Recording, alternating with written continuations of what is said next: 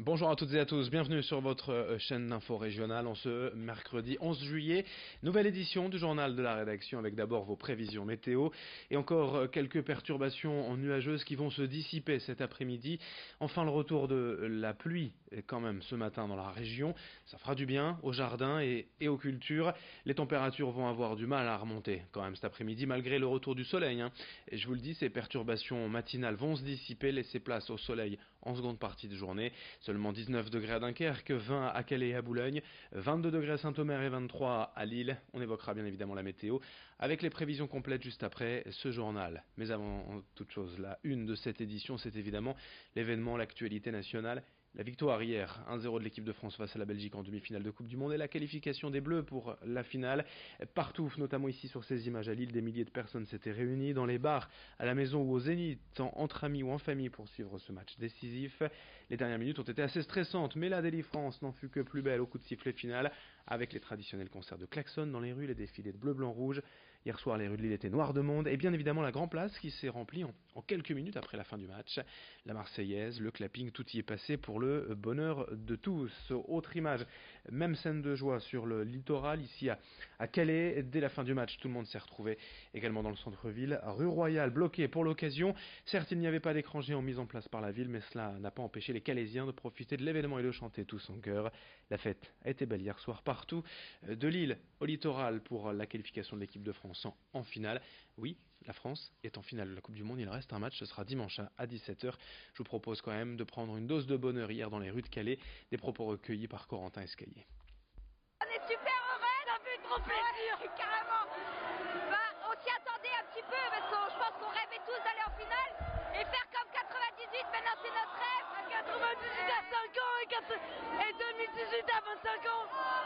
Bon, dédicace à nos voisins, ça déchire. Merci, merci pour tout. Ouais, parce qu'on est pour les deux. Ouais. La défaite, ça fait partie du jeu. Gagné, on est humble. Allez, vive la France. On va gagner la Coupe du Monde. On va la gagner. Allez, La finale, ce sera face au vainqueur de l'autre demi-finale ce soir à 20 h, Croatie en Angleterre, finale dimanche à 17 h. On en reparlera bien évidemment d'ici là. On continue même d'ailleurs de parler de football dans cette édition, mais pas de la Coupe du Monde, plutôt d'une nouvelle idée, une nouvelle technique pour aider les entreprises à recruter avec d'anciennes gloires du sport. Le club DRH vient de lancer cette action cette semaine dans la région. 11 villes sont concernées partout en France, dont Arras début septembre et Saint-Omer ayant déjà participé en avril dernier.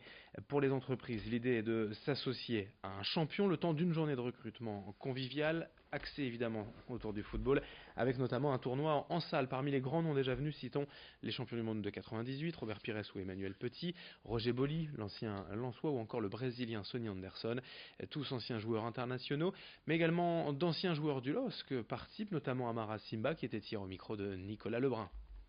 Un événement, moi je trouve très intéressant pour ceux qui sont à la recherche du travail et que ça permet à d'autres personnes de bosser.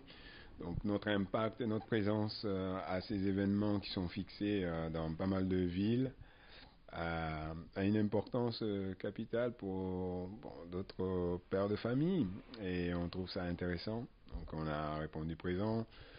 Il y a d'autres gens connus aussi que moi j'ai pu convaincre personnellement pour venir me rejoindre sur cet événement. C'est la valeur de l'équipe, c'est l'esprit d'équipe, c'est la motivation, on lâche rien, donc il faut être actif. Il faut être actif et performant. Donc quand on est nombreux, plus on partage des choses de valeur. Et pour cela, il faut être hyper motivé et ne rien lâcher. Dans le reste de cette édition également, à l'approche des festivités du 14 juillet, la musique de l'infanterie de Lille, composée de 35 musiciens, veut bousculer les habitudes en proposant des musiques plus originales et plus modernes que les airs traditionnels. Le jour du défilé du 14 juillet, entre les troupes à pied et le défilé motorisé, les musiciens vont en effet jouer des morceaux français et anglais des années 70 à nos jours. Paul Naref, Kool and the Gang, Phil Collins, un esprit résolument festif accompagnera le défilé. Explication au micro de Xavier Silly. Cette année, on a eu beaucoup de beaux événements. Donc, vous avez parlé des 350 ans de la Citadelle.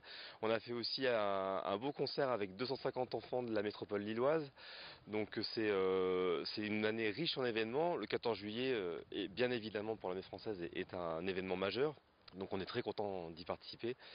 Et puis à la rentrée, on pourra retrouver deux nouveaux événements, notamment notre fameux concert du théâtre Sébastopol le 19 octobre prochain. Donc il y a plein de belles choses à faire, on fait plein de belles choses avec la musique de l'infanterie.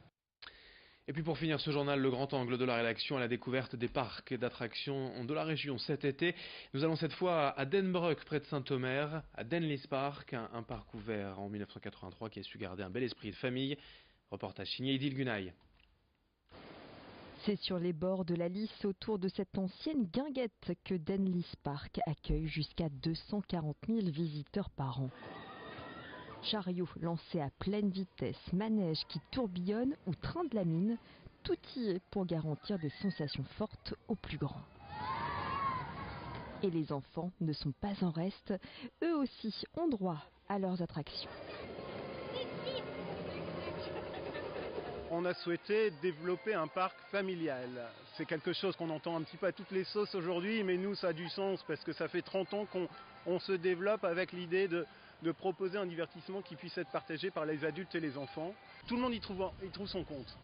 Dans les années 80, c'est une famille de forains originaires du bassin minier qui achète ce terrain dans l'Audomarois. Aujourd'hui, l'aventure familiale continue et se développe. Chaque année, des nouveautés font leur apparition. On a deux nouveautés cette année. La ferme du Moulin qui est une aire de jeu aquatique qu'on a rethématisée cette année. On en est très très fiers, c'est un bel endroit.